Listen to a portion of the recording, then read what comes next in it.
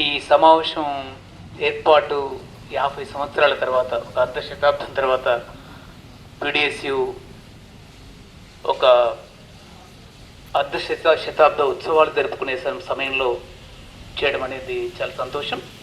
దయచేసి ఇక్కడ ఉండేటటువంటి ప్రతి ఒక్కరిని కోరుతున్నాను, ఒక యాక్టివ్ మాజీలందరితో కూడా ఒక యాక్టివ్ బాడీ వేయండి, చాలా యాక్టివ్ బాడీ.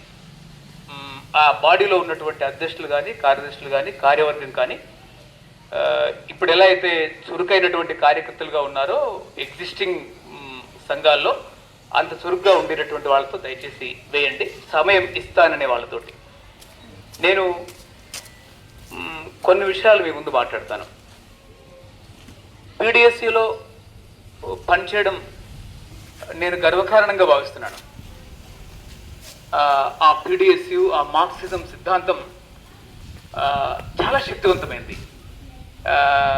ఆ శక్తివంతమైనటువంటి సిద్ధాంతాన్ని చాలా ప్రాగ్మాటిక్గా, అతివాదానికి ఇటు మితవాదానికి కొట్టుకుపోకుండా విప్లవాత్మకంగా మెయిన్ స్ట్రీమ్లో, అంటే ప్రజా జీవన స్రవంతిలో పనిచేయడం అనేది చాలా కీలకమైన విషయం. అంటే అలాంటి సంస్థలో దాదాపు మనందరం పనిచేశాము, అది కూడా గర్వకారణం, చాలా కీలకమైన విషయం. ఈరోజు ఒక పక్క పాలకవర్గాలతో అంటకాగుతున్నటువంటి చాలా సంస్థలు ప్రజల్లో గౌరవం లేకుండా పోయాయి.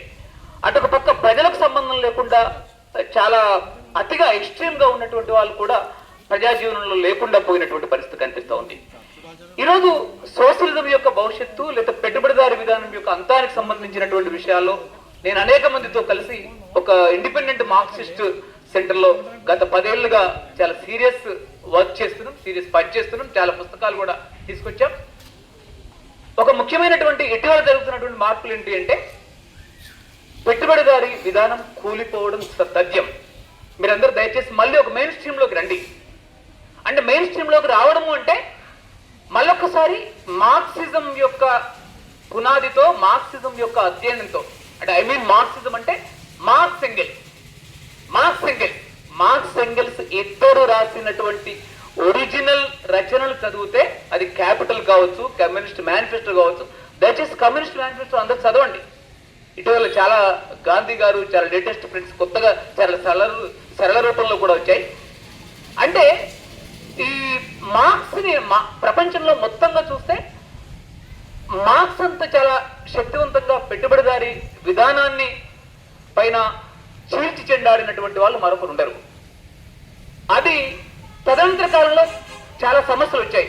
సోవియట్ రష్యా కూలిపోవడము, సోవియట్ రష్యా తర్వాత ఈరోజు చైనా యొక్క క్రమాన్ని, చైనా కమ్యూనిస్ట్ పార్టీని కూడా ప్రపంచంలో ఉండేటువంటి చాలా మంది, మన దేశంలో ఉన్నటువంటి చాలా మంది గత 40 సంవత్సరాల్లో చాలా అతివాద మితవాద అంచనాలు వేశారు. అది కూడా చాలా తప్పు. చైనా చాలా మందికి భిన్నాభిప్రాయాలు ఉండొచ్చు, ఇప్పుడు భిన్నాభిప్రాయాలు ఉన్నటువంటి వాళ్ళు చాలా తగ్గిపోయారు. చైనా సీరియస్ సోషలిస్ట్ కంట్రీ, ఒక దశ సోషలిజాన్ని అనేది పూర్తి చేసింది. ఈరోజు మొత్తం ఉత్పత్తి రంగంలో జరుగుతున్నటువంటి మార్పులు ఏంటి అంటే పెట్టుబడిదారి విధానాన్ని కూకటి వేళ్లతో నాశనం చేసేటటువంటి ఉత్పత్తి విధానం, ఒక సోషలిస్ట్ మార్కెట్ ఎకానమీ చైనా ప్రపంచవ్యాప్తంగా ఉత్పత్తి చేస్తుంది. విప్లవానికి సంబంధించినటువంటి మార్క్స్ నిర్వచనం ఏంటి అంటే మనం తీసుకొచ్చేటటువంటి తిరుగుబాటు, మిగతా విషయాలు ఏవొచ్చి విప్లవం సాధించిన తర్వాత కూడా నువ్వు పెట్టుబడిదారి, స్టేట్ కంట్రోల్డ్ పెట్టుబడిదారి విధానాన్ని కనుక, అంటే సోషలిజం ఆధ్వర్యంలో, సోషలిస్ట్ పార్టీ ఆధ్వర్యంలో సోషలిజం నిర్మించేటటువంటి ఉత్పత్తి శక్తుల్ని అభివృద్ధి చేయకుండా ఒక కమ్యూనిస్ట్ పార్టీ కనుక ఉంటే అది పెట్టుబడిదారి విధానంగా మారిపోతుంది. ఈరోజు గత 78 నుంచి మావో తదనంతరం డెంగ్ అనుసరిస్తున్నటువంటి పాత్ర కానీ, లేకపోతే ఈరోజు కొనసాగుతున్నటువంటి పాత్ర కానీ 90 నుంచి అది సోషలిస్ట్ మార్కెట్ ఎకానమీని అనుసరిస్తూ ఉంది. మీరు చూస్తే ప్రపంచంలో ఏ వస్తువు కంటే కూడా వాళ్ళ వస్తువు చాలా చౌకగా పెట్టుబడిదారి కోట గోడల్ని కూలుస్తుంటది. మన ముందు నోకియా ఫోన్ అదృశ్యం అయిపోయింది. మీ ముందు కొద్ది రోజుల్లో యాపిల్ కూడా సేల్స్ తగ్గిపోతున్నాయి చాలా. మీ ముందు కంబషన్ ఇంజిన్ మొత్తం కథమైపోయింది. ఇప్పుడు జీపు పెట్రోల్ డీజిల్ తో ఏవైతే నడుస్తున్నాయో వాటన్నిటిని కూడా కంబస్షన్ ఇంజిన్ అంటారు. కంబస్షన్ ఇంజిన్ యొక్క చరిత్ర ఒక 150 years. అంటే నేను ఏం మాట్లాడుతున్నానంటే ఒక హై ఎండ్ క్యాపిటలిజం గురించి మాట్లాడుతున్నాను. ఒక అత్యున్నత స్థాయి పెట్టుబడిదారి విధానం యొక్క మ్యానుఫ్యాక్చరింగ్ గురించి మాట్లాడుతున్నాను. కంబస్షన్ ఇంజిన్ ని 150 సంవత్సరాల కాలంలో దాన్ని అభివృద్ధి చేశారు. జర్మనీ, జపాన్, అమెరికా, ఇంగ్లాండ్, పశ్చిమ ఐరోపా ఇదంతా కూడా. 2012 ఎలక్ట్రిక్ వాహనాల్లోకి రావాలని చైనా కమ్యూనిస్ట్ పార్టీ నిర్ణయించింది.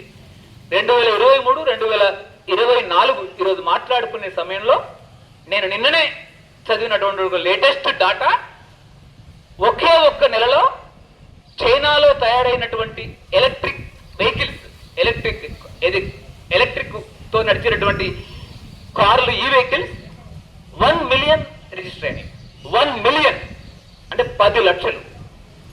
ఈరోజు జర్మనీ పైన BMW, వోక్స్ వ్యాగన్, ఆడి కార్లు, లేకపోతే మెర్సిడెస్ బెంజ్, లేకపోతే అమెరికాలో ఉన్నటువంటి జనరల్ మోటార్స్, ఫోర్డ్, టయోటా, మిగతా ఏదైనా కావచ్చు, వాటన్నింటిపైన బద్దలయ్యేటటువంటి ఒక పిడి గుద్దులు గుద్దుతున్నారు.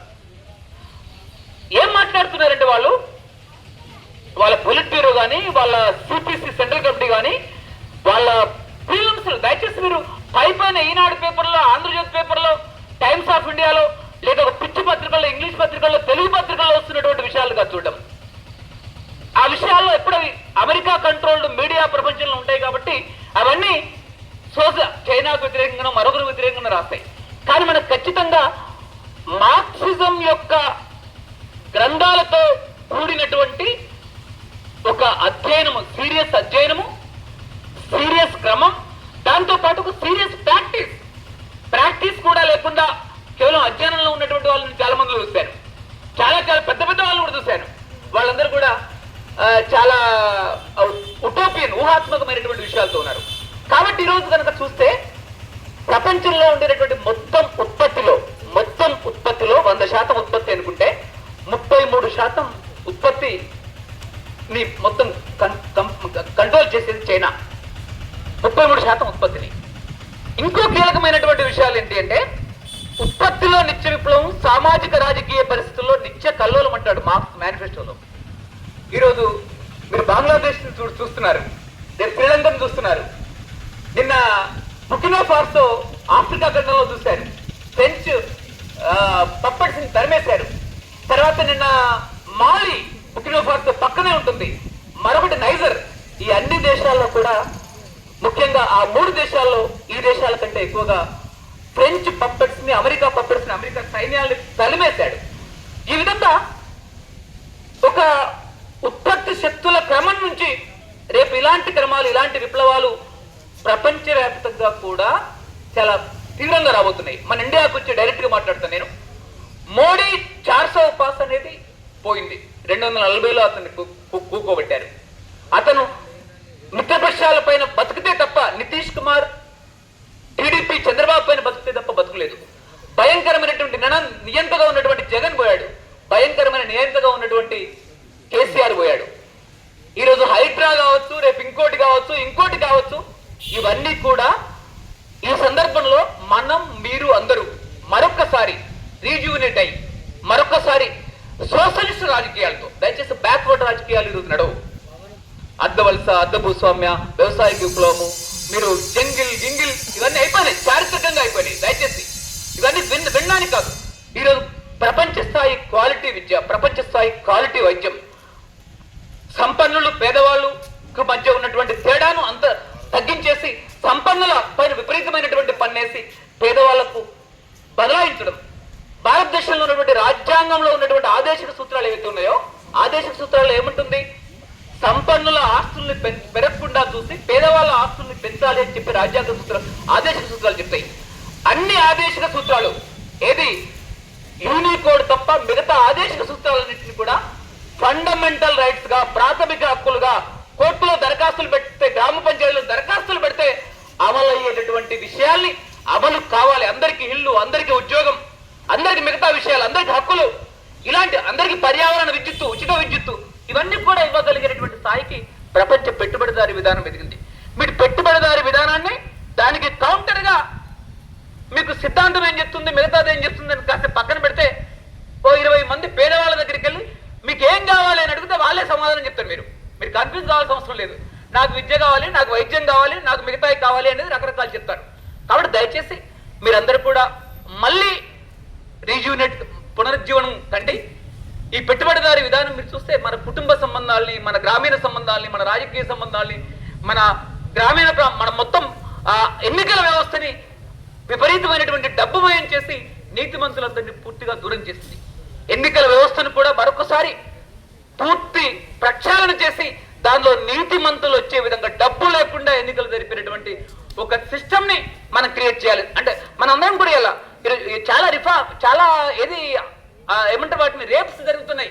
ఇవన్నీ కూడా సోషల్ మీడియా సమాజాన్ని ఎంతైతే మెయిన్ స్ట్రీమ్ మీడియా పెట్టుబడిదారి విధానం నుంచి సమాజాన్ని ఏ విధంగానైతే కదిలించిందో అదే విధంగా అదే సోషల్ మీడియాలో ఉన్నటువంటి పోర్నోగ్రఫీ కావచ్చు, ఆధునిక ఇంటర్నెట్ ఉపకరణాలు కూడా సమాజంలో భయంకరమైనటువంటి అత్యాచారాల బీజాలని ప్రజల మనసుల్లో నాటుతున్నాయి. కాబట్టి నేను మిమ్మల్ని అందరినీ కోరేది ఏంటంటే ఒక ప్రపంచవ్యాపిత 21వ శతాబ్దపు సోషలిజం, 21వ శతాబ్దపు సోషలిస్ట్ విధానం మధ్య నడుస్తూ ఉంది. చివరిగా ఒక వాక్యం చెప్తూ ముగిస్తాను. అమెరికా 45 నుంచి రెండవ ప్రపంచ యుద్ధం నుంచి కొనసాగుతుంది. గత 80 సంవత్సరాలుగా అమెరికా $50 ట్రిలియన్ అప్పుతో ఉంది. ఇప్పటికే అది కూలుతుంది. $50 ట్రిలియన్ అంటే ప్రపంచంలో ఏ దేశం లేదు అంత అప్పు. దానికి పూర్తి విధంగా బ్రిక్స్ లెడ్ ఆర్డర్, లేకపోతే Shanghai cooperation, China led economy, ముఖ్యంగా మల్టీపోలార్ వరల్డ్ అని చెప్పినప్పటికీ కూడా అది చైనా లెడ్ ఆర్డర్. చాలా సీరియస్ గా బహుశా అక్టోబర్లో రష్యాలో ఒక సమ్మిట్ జరుగుతుంది, బ్రిక్స్ సమ్మిట్. ఆ సందర్భంగా అమెరికాకు పోటీగా చైనా లెడ్ మనీ లేదా బ్రిక్స్ లెడ్ ఒక మనీ వస్తుంది. అమెరికా బతికేదంతా కూడా తన కాగితపు డబ్బుతో బతుకుతుంది. ఆ కాగితపు డబ్బు 2024, 2025లో కూల్చబడవచ్చు. ఖచ్చితంగా 2024, 2025లో కూలుతుంది. దాంతో అమెరికా కాగితపు సామ్రాజ్యవాద పులి, దాని చుట్టూ ఉన్నటువంటి పిల్ల సామ్రాజ్యవాదులు ఫ్రాన్స్, ఇంగ్లాండ్, ఇటలీ, జపాన్ ఇలాంటి G7 కంట్రీస్ కూడా చిత్తుగా వెనక్కు తగ్గుతాయి, కూలుతాయి. ఈ నేపథ్యంలో ఒక బహుళ ధ్రువ ప్రపంచం, ముఖ్యంగా ఒక చైనా లెడ్ సోషలిస్ట్ అంటే ఒక ఆర్డర్ రాబోతుంది. ఉత్పత్తి రంగంలో ముఖ్యంగా పెట్టుబడిదారి విధానానికి వ్యతిరేకమైనటువంటి ఒక ఉత్పత్తి విధానం సీరియస్ గా భవిష్యత్తులో రాబోతుంది. ఉత్పత్తి రంగం నుంచి రేపు సోషలిస్ట్ క్రమం రాబోతుంది. ఇది ఒక కొత్త క్రమం, ఇది చాలా కీలకమైన క్రమం. ఇది కొద్దిగా మనం అతిగా మితంగా ఆలోచిస్తే ఇది అర్థం కూడా కాదు. చాలా జాగ్రత్తగా ఆలోచించాలి. ఇలా మాట్లాడినటువంటి వాళ్ళు సింపుల్ గా రివిజనిస్టులనో లేదా మిగతా అదనో ఇదనో కాదు, వాళ్ళ సామాజిక జీవితాన్ని కూడా చూడాలి. కాబట్టి దయచేసి మీ నుంచి ఎక్కువసేపు మీతో పంచుకోలేనందుకు క్షమించాలి. మా కాక కొద్దిగా సీరియస్ గా ఉన్నాడు, కరీంనగర్ హాస్పిటల్కి తీసుకెళ్తున్నాం.